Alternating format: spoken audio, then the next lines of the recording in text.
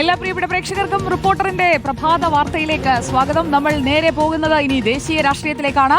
Reporter breaking now. India സഖ്യം അവസാനിപ്പിക്കാൻ Congress തയ്യാറെടുക്കുന്നതായി report. പരമാവധി ഇടങ്ങളിൽ തനിച്ച് മത്സരിച്ച് പാർട്ടിയെ തിരിച്ചുപിടിക്കാനാണ് ആലോചന. സഖ്യങ്ങൾക്കൊപ്പം നിന്ന് കോൺഗ്രസിന്റെ സ്വാധീനം ഇല്ലാതാകുന്നുവെന്നാണ് വിലയിരുത്തൽ. രാഹുൽ ഗാന്ധിയാണ് നിർദ്ദേശം നൽകിയതെന്നാണ് സൂചന. ബീഹാർ തെരഞ്ഞെടുപ്പ് പരാജയത്തിന് പിന്നാലെയാണ് നിർണായക നീക്കം. പി ആർ സുനിൽ എത്തുന്നു വീണ്ടും നമുക്കൊപ്പം. P R Sunil, good morning.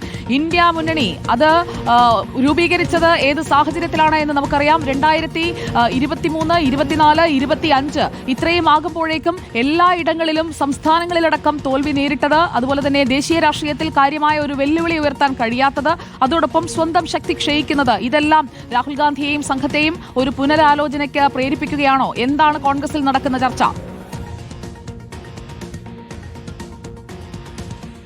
Sujina, തീർച്ചയായും ഇന്ത്യയിലെ ഏറ്റവും വലിയ രാഷ്ട്രീയ പാർട്ടിയായിരുന്ന കോൺഗ്രസ് ഇന്ത്യയിലെ ഏറ്റവും ചെറിയ രാഷ്ട്രീയ പാർട്ടിയായി മാറുന്ന ഒരു സാഹചര്യമാണ് കഴിഞ്ഞകാല തെരഞ്ഞെടുപ്പുകളൊക്കെ തന്നെ പരിശോധിക്കുമ്പോഴുള്ളത്.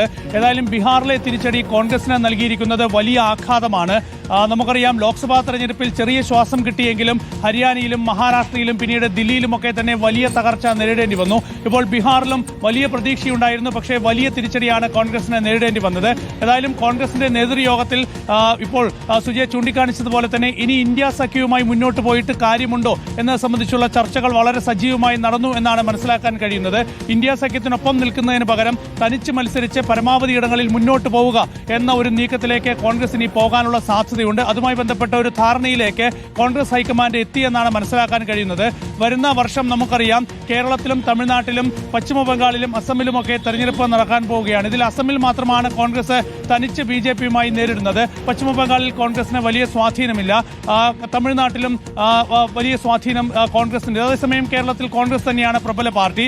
2027 വരുമ്പോൾ വലിയ തെരഞ്ഞെടുപ്പ് വർഷമാണ് 2027. ഉത്തർപ്രദേശിലും ഗുജറാത്തിലും ഉത്തരാഖണ്ഡിലും ഒക്കെ തന്നെ ഹിന്ദി ബെൽറ്റിൽ വളരെ പ്രധാനപ്പെട്ട സംസ്ഥാനങ്ങളിൽ തെരഞ്ഞെടുപ്പ് നടക്കാൻ പോകുന്ന ഒരു വർഷമാണ് 2027. അപ്പോൾ പാർട്ടിയെ ശക്തിപ്പെടുത്താൻ ഇനി ഒറ്റയ്ക്ക് മുന്നോട്ട് പോവുക എന്നൊരു തീരുമാനത്തിലേക്ക് കോൺഗ്രസ് എത്താൻ പോകുന്നുവെന്നാണ് മനസ്സിലാക്കാൻ കഴിയുന്നത്. പ്രത്യേകിച്ച് പ്രാദേശിക പാർട്ടികളുമായി സഖ്യമുണ്ടാക്കി മത്സരിക്കുന്നതിലൂടെ കോൺഗ്രസിന്റെ അടിവേര് തന്നെ ഇളകുന്ന സാഹചര്യമാണ് പല സംസ്ഥാനങ്ങളിലും ഉണ്ടാകുന്നത്.